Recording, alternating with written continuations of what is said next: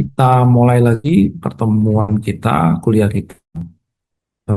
Selamat siang. Eh, Salam sejahtera kita semua. Assalamualaikum warahmatullahi wabarakatuh. Bersama saya, kembali lagi kita ikutin kuliah manajemen risiko MAK 206. Ini kuliah ke-11. Topiknya adalah manajemen risiko, peraturan, dan kepatuhan. Bersama saya, Benny Wicaksono. Email saya seperti ini. Silakan kalau Anda mau komunikasi. Pertemuan 11. Manajemen risiko peraturan kepatuhan ini aspek kritis dunia bisnis modern. Dengan semakin kompleksnya landscape, ya, dengan semakin kompleksnya landscape regulasi global dan lokal, perusahaan harus memahami dan mematuhi berbagai peraturan untuk menghindari konsekuensi hukum, finansial, dan reputasi yang serius. Presentasi ini akan membahas peraturan utama yang berdampak pada bisnis, proses penilaian, dan pengelolaan risiko kepatuhan.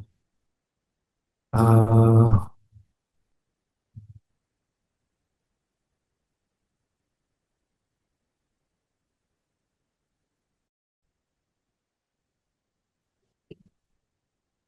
Baik, lanjut. Eh, Manajemen risiko peraturan dan kepatuhan ini merupakan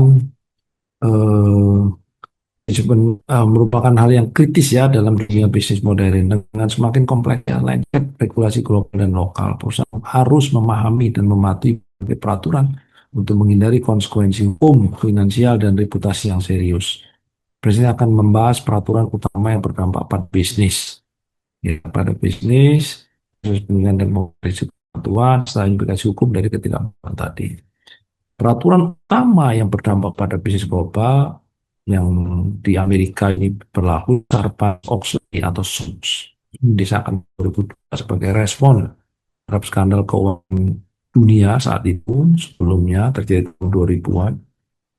Enron ya, saudara Enron menetapkan tanggung jawab perusahaan atas laporan keuangan, penilaian pengendalian internal dan hukuman pidana untuk mengubah dokumen tadi. GDPR diberlakukan pada 2018 untuk melindungi privasi data warga UI. Uni Eropa menetapkan hak subjek data, kewajiban data protection officer dan pemberitahuan pelanggaran dalam 72 jam. Ada juga IPA, melindungi data sensitif pasien di AS, menetapkan standar keamanan dan privasi untuk informasi kesehatan dilindungi. Peraturan utama di Indonesia yang kita kenal yaitu Omnibus Law atau apa itu gabungan ya, namanya Omnibus ini beberapa peraturan yang digabung di satu mengenai Undang-Undang Cipta Kerja, dengan berusaha, reformasi ketenagakerjaan dan investasi dan lingkungan ini jadi satu judul gitu. Disahkan tahun 2020 untuk meningkatkan kemudahan berusaha dan merangsang pertumbuhan ekonomi di Indonesia.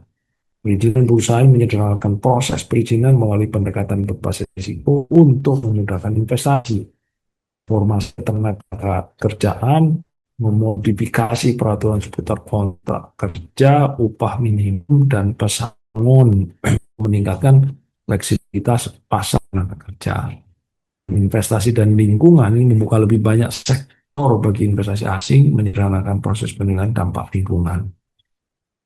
Nah, berikutnya peraturan selain undang Omnibus Law ada peraturan modal bersifat terbatas. Ini juga masih cukup lama ya, undang-undang pasar modal ini tahun 95. Selanjutnya itu diatur OJK ya, bagaimana pasar modal bisa berjalan. Undang-undang pasar terbatas ini juga cukup kuno tahun 2007. Undang-undang 40 mengatur pembentukan tata kelola dan pembubaran perusahaan terbatas, perseroan terbatas. Peraturan bahasa dan perpajakan, undang-undang bahasa ini penting ya, mengenai bahasa Indonesia dalam kontrak, informasi produk, pelayanan publik, dokumen asing harus disemakan untuk tujuan hukum. Undang pajak penghasilan, Undang nomor 7 tiga telah diubah mengatur perpajakan dan penghasilan bagi perorangan dan menggunakan tarif pajak dan seterusnya. Nah, peraturan ketenagakerjaan dan transaksi elektronik ini juga jadi penting ya, Undang-Undang Ketenagakerjaan. Undang-Undang 13 tahun 2003 mengatur hubungan kerja termasuk kontrak kerja, jam kerja, dan hak pekerja. Peraturan transaksi elektronik PP nomor 82 tahun 2012 mengatur sistem dan transaksi elektronik, termasuk perlindungan data dan keamanan cyber. Ada persaingan usaha, Undang-Undang Nomor 5 tahun 99 bertujuan mendorong persaingan sehat dan mencegah praktek monopoli. Penilaian risiko kepatuhan ya, tadi peraturan. Jadi peraturan ini menekankan kepada kita untuk tahu ya, mengenai peraturan itu. Sama kalau Anda di lembaga keuangan, peraturan OJK itu di perbankan dalam setahun bisa sampai 12, sampai 10, sampai 12 peraturan. Berarti sebulan keluar satu ya mengenai peraturan OJK misalkan. Belum lagi peraturan tentang kalau ke publik ya dari pasar modal, kalau kemudian Anda merupakan objek pajak tertentu dan seterusnya, peraturan akan sangat banyak. Dan itu semua kita harus tahu kalau nggak ingin kita kena denda gitu ya. Nah, berikutnya, jadi risikonya tinggi mulai peraturan itu hati-hati. Penilaian risiko kepatuhan. Jadi peraturan itu sepasang dengan kepatuhan. Jadi peraturan yang ada, Anda harus patuh. Identifikasi risikonya apa? Mengidentifikasi peraturan dan standar yang berlaku serta menentukan bidang usaha yang terkena dampak. Penilaian risikonya bagaimana? Mengevaluasi potensi dampak dan kemungkinan ketidakpatuhan menggunakan alat seperti matriks risiko. Mitigasi risiko, mengembangkan kebijakan prosedur untuk memastikan kepatuhan serta menerapkan kontrol teknis. Pemantauan dan pelaporan, melakukan audit rutin, pemantauan berkelanjutan, dan menetapkan mekanisme pelaporan untuk masalah kepatuhan ini. Ini adalah implikasi hukum dari ketidakpatuhan ya, hati-hati betul ya, bisa denda finansial, bahkan ya market conduct itu dendanya bisa sampai 15 miliar gitu. Dendanya luar biasa bagi lembaga keuangan yang tidak patuh terhadap market conduct tadi itu ya. Itu dari OJK itu yang menetapkan. Denda finansialnya ini ketidakpatuhan dapat mengenakan denda yang berat seperti dalam kasus GDPR yang mengenakan denda hingga 20 juta euro atau 4% dari omset global tahunan dari suatu perusahaan. Kalau nggak salah Facebook ini kena. Facebook kena di sana karena membocorkan data orang Eropa gitu ya.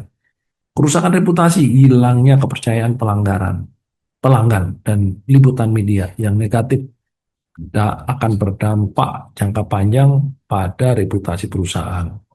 Dampak operasional, ketidakpatuhan dapat menyebabkan gangguan operasional bisnis dan peningkatan pengawasan dari regulator. Tuntutan pidana dalam kasus serius, eksekutif perusahaan dapat menghadapi potensi hukuman penjara seperti dalam pelanggaran SOX atau Sarbanes-Oxley.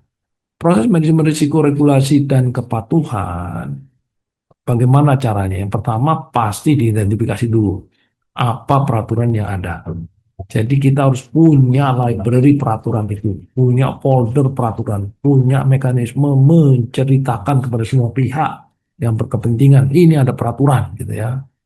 Dengan diidentifikasi semua peraturan ini yang relevan, maka kita akan tahu mana-mana yang ini. Kalau sudah obsolete, nggak berlaku, sudah dicopot, ganti yang baru. Yang kedua, kita pilih-pilih ya, analisa dampak, menilai bagaimana peraturan tersebut mempengaruhi berbagai aspek bisnis. Jadi yang paling mengemuka mana? Yang memberikan denda besar mana? Yang akibatnya bisa menutup perusahaan kita bagaimana? Dan seterusnya. Yang ketiga adalah pengembangan strategi. Nah, kita rancang strategi memastikan kepatuhan dan mengelola risikonya. Ya, jadi pasti dua hal. Satu, probability terjadinya risiko dan dampaknya. Nah, sama. Ini juga manajemen risiko, regulasi dan kepatuhan ini sama. Jadi under check frekuensi dan impact-nya. Yang berikutnya implementasi mengenai kebijakan, prosedur, dan kontrol yang diperlukan. Setelah merumuskan, maka kita tetapkan, oh ini nih yang harus ditayangkan agar semua orang paham, gitu ya, yang impact-nya besar. Pemantauan dan peninjauan secara berkala dievaluasi efektivitas strategi dan melakukan penyesuaian yang diperlukan.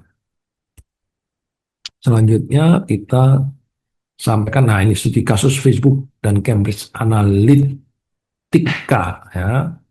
Konteksnya apa? Pada 2005 terungkap bahwa Cambridge Analytica telah mengakses menggunakan data pribadi jutaan pengguna Facebook.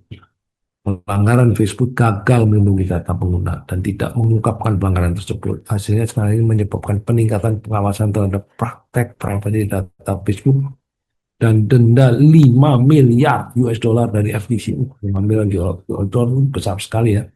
Dan penguatan regulasi privasi global seperti GDPR. Ya. Nah, ini studi kasus pelanggaran data Equifax, yaitu peristiwa 2017, Equifax mengalami pelanggaran data besar yang mengungkap informasi pribadi 147 juta orang. Penyebabnya pelanggaran terjadi karena Equifax gagal menambal kerentanan keamanan. Tampaknya informasi sensitif terhadap nomor jaminan sosial, tanggal lahir, alamat yang dicuri, menempatkan juta orang pada risiko pencurian identitas.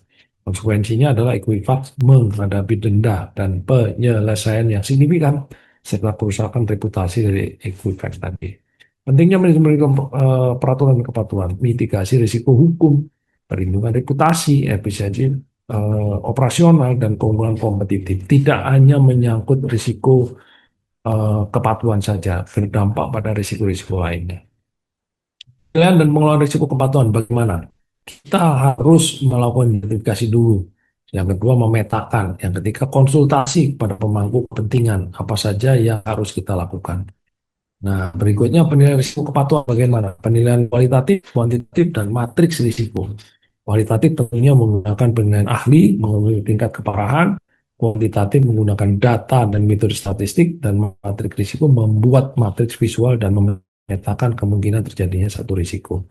Prioritas risiko kepatuhan, peringkat risiko, alokasi sumber daya, dan pertimbangan secara risiko itu tiga hal yang dipertimbangkan dalam menentukan prioritas risiko kepatuhan. Mitigasinya bagaimana? Kebijakan dan prosedur, pelatihan kesadaran, pengendalian internal, dan tindakan korektif. Nah, kesimpulannya manajemen peraturan dan kepatuhan adalah aspek kritis dalam bisnis era modern. Dengan mematuhi peraturan ini, melakukan penilaian risiko secara menyeluruh dan menerapkan program yang kuat, perusahaan dapat memitigasi risiko hukum, financial, dan reputasi. Ini adalah daftar referensinya, ada dua yang saya sampaikan ya. Yang pertama, Enterprise Compliance Risk Management, an Essential Toolkit for Bank and Financial Services, Saloni P. Ramakrishna, dan yang kedua, SARI dan Non-Compliance. Demikian kuliah saya, terima kasih atas perhatiannya. Selamat siang, salam sejahtera untuk kita semua. Assalamualaikum warahmatullahi wabarakatuh. Saya stop share dulu.